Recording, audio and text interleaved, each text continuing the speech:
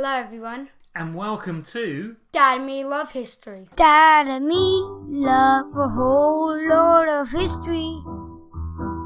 We could be the greatest team that the world has ever seen. Dad and me love a whole lot of history. Today, we're looking at the treatment of Black Americans through history. We did an earlier episode on the US Civil War and slavery. So you can also go back and listen to episode 8. But here's a quick recap. Around 1600 AD, so over 400 years ago, the slave trade began when millions of Africans were captured by Europeans and transported to America on slave ships. This was known as the transatlantic slave trade. And once they got to America, Africans were forced to work as slaves on large farms called plantations. There, the slaves were treated as the property of their owners, and they had no rights at all. Britain was powerful and was leading this transportation of Africans to North America, and the Spanish and Portuguese and others were doing it as well. Britain actually ruled most of North America at this time, until the American War of Independence in the 1770s. By then, Americans were fed up with Britain's unfair taxes and laws. It seemed like Britain treated all Americans badly. In defeating Britain and becoming independent, they set up a new country, the United States of America. And this new country announced a Declaration of Independence from Britain, and in that declaration they said, all men, meaning all people, are created equal. So, did that mean that the United States ended slavery? Well, you'd think so, wouldn't you? But no. Setting up their own country did not mean they ended slavery. They kept slavery going long after Britain had ended trading in slaves itself. But as the northern United States got richer from building factories and making lots of things, in the north they didn't need slaves, just factory workers. Down south, on the big plantation farms, slaves seemed to be vital from the point of view of the white farm owners. So the North and South argued and went to war from 1861 to 1865. That was the US Civil War. The Northern Union states, led by President Abraham Lincoln, won the Civil War, and they ended slavery throughout the USA, freeing all African Americans. However, even though Black Americans were freed, there were many white people who would not accept that blacks were equal to other Americans. A system of slavery was replaced by what was called a system of segregation. Segregation means separating or keeping people apart. In this case, separating black from white people. So African Americans were free but not equal. Separate but equal was what the government called it. That was officially the idea, but not the reality. Black facilities were inferior, not as good as those for white people. Whether that's schools or even just drinking water fountains like we're looking at a picture of now. So black people had separate schools, separate movie theatres, separate restaurants, swimming pools and theme parks, separate but not equal. The white facilities were always better, had more money spent on them because the people running local government, the mayors of the towns and so on were all white because only white people could vote. And African Americans were banned from the best facilities. Imagine not being allowed to go to a decent theme park just because of the colour of your skin.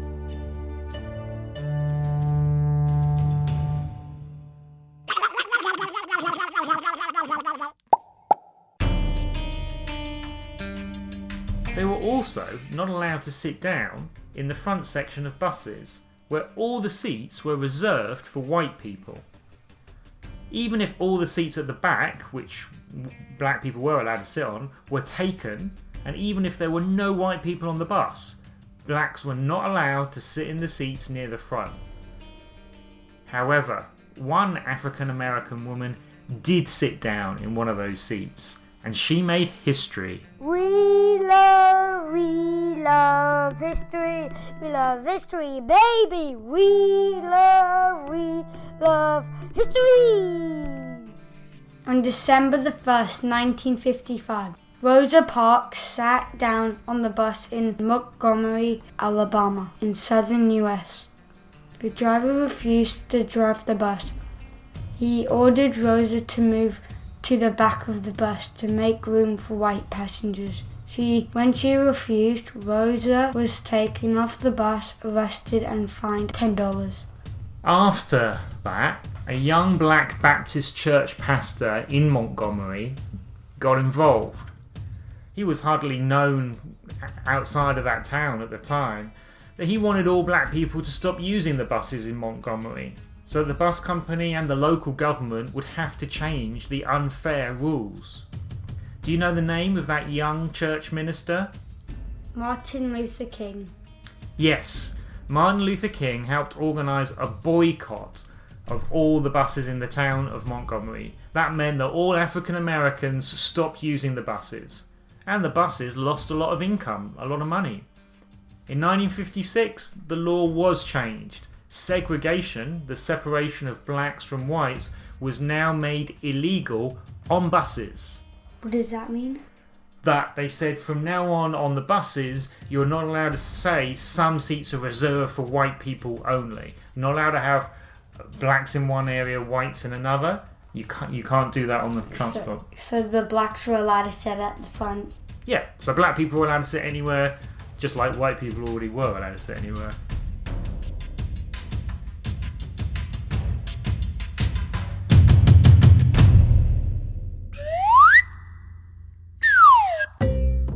Just before that, a law had passed saying that schools must not be segregated. But in the South, many areas ignored this law and kept black kids separate from white kids. Elizabeth Eckford was one of 9 black students, aged about 14 to 15, who tried to join Little Rock High School in 1957. A school which until then had only had white kids. So she was spat at, and horrible things were shouted at her by white people, adults mainly, who didn't want black kids in the school. There's a picture of Elizabeth Eckford. The other 8 kids were in one group when they arrived at the school, but she didn't have a phone at home, so she never got the message that they were all going to meet at a certain place around the corner and then go to the school together.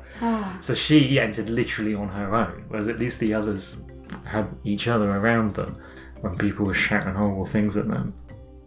When each of the 9 black students got to the school entrance, they were blocked and turned away by local state guards.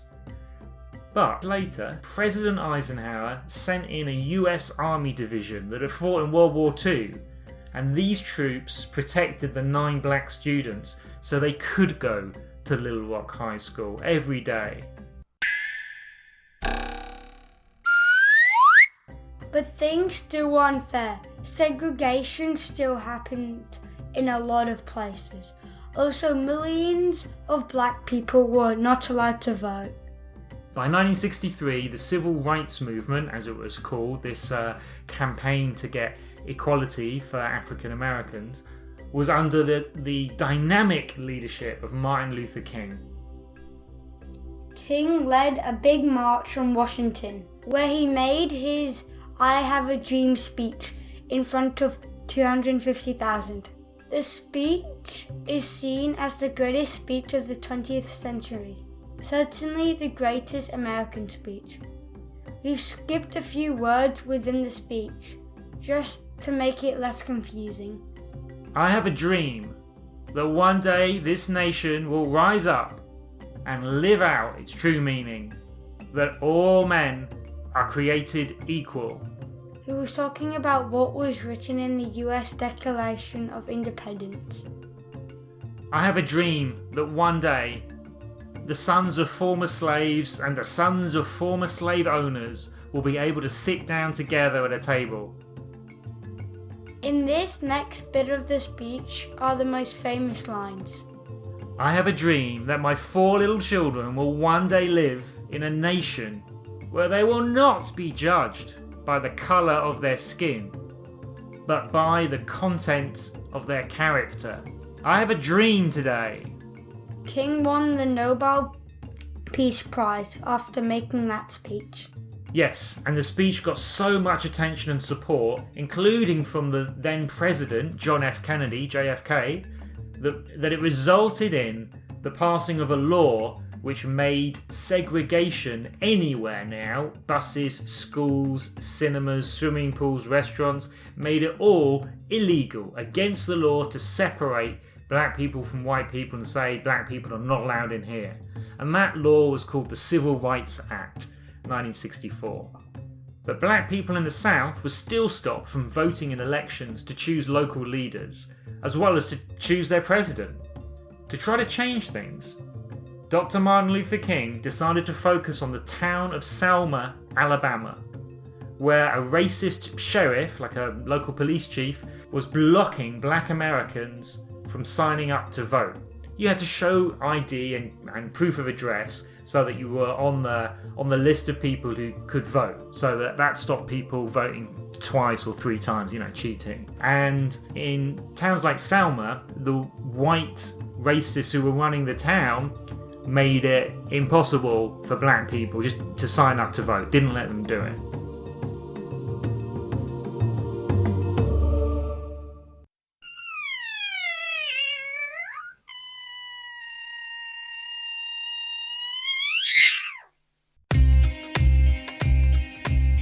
On March 7, 1965, Dr. King organised a civil rights march to attempt to cross a bridge near Selma. Local police, some mounted on horseback, prevented the march crossing the bridge. As the marchers knelt to pray, the police sprayed tear gas after warning them to go away. Tear gas is like a gas weapon that makes you cry. I think it makes it difficult to breathe, cough a lot. They use them in protests and riots to make people go away. Can make you sick as well, make you vomit. But there were TV cameras there were press photographers, and they saw pictures of police with batons whacking the heads of protesters. Most of the protesters, of course, were black. They saw other video footage of the police setting their Alsatian dogs onto people, and the dogs were biting people, and you could see blood coming, and these pictures coming out of them, and these pictures were seen all over America and all over the world. Millions of people could see how wrong it was.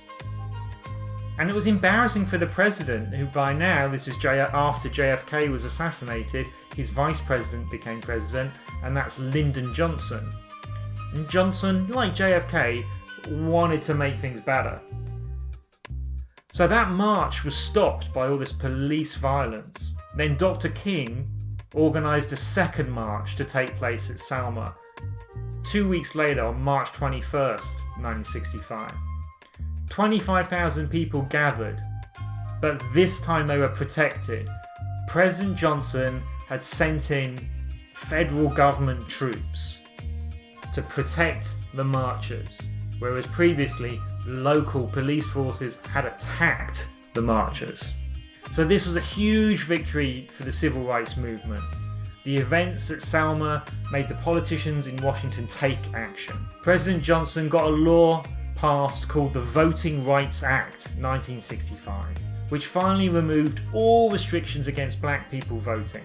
Racism didn't disappear, it still hasn't, but black Americans could at least vote for leaders. Segregation disappeared, and one day, half a century later, there was even a black president. Barack Obama. Yeah, Barack Obama was president from 2008 to 2016. So what do you think, James, was most important in making things fairer for black people in America?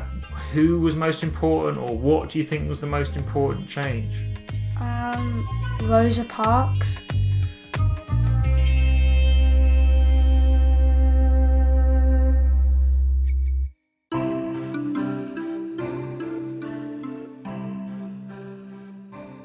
Rosa Parks was important. She decided to take a stand. She wasn't famous until she did this.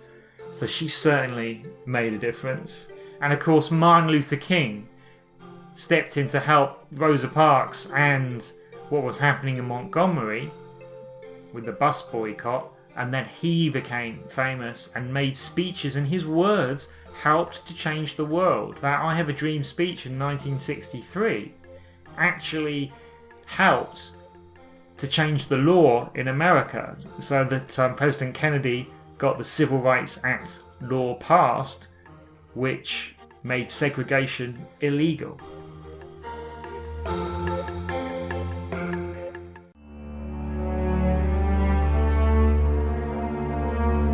The Slightest Chance is my latest World War II thriller love story based around real history. After the Japanese won the Battle of Hong Kong, a young English woman named Gwen, who was a real person, was the only female to escape from a Japanese camp, and she did so on foot, and then faced an 800-mile journey across occupied China. By the end of this novel, you will have learned all about her extraordinary adventure and how Gwen was secretly carrying information which the very top of the British government would use in the fight against Imperial Japan. Also from real history, included in the novel is the mass breakout led by a one-legged Chinese admiral, and then there's the Japanese guard, Kiyoshi Watanabe, whose Christian faith pushed him to risk his life helping Japan's enemies. Find out more at paulletters.com. The Slightest Chance, when your enemy is your best friend.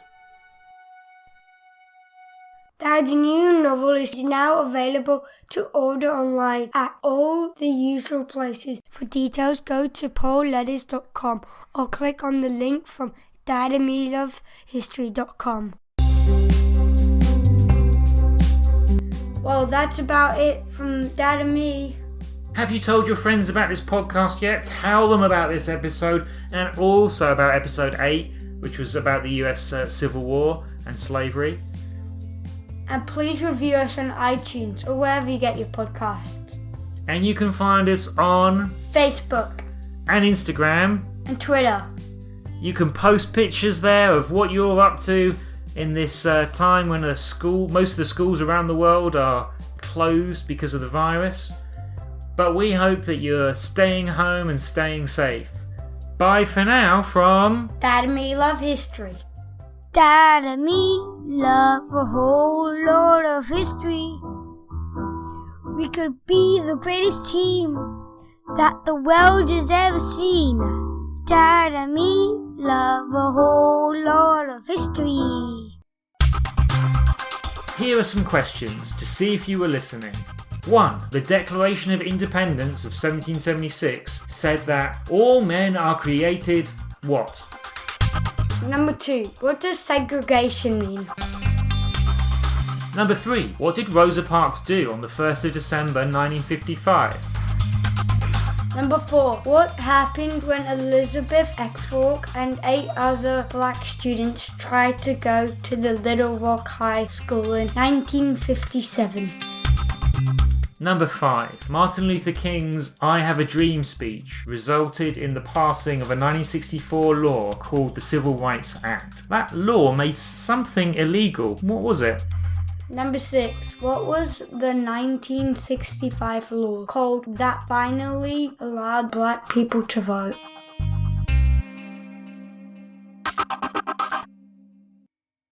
When was this? 1963, 10 years before I was born. Okay. Is that right?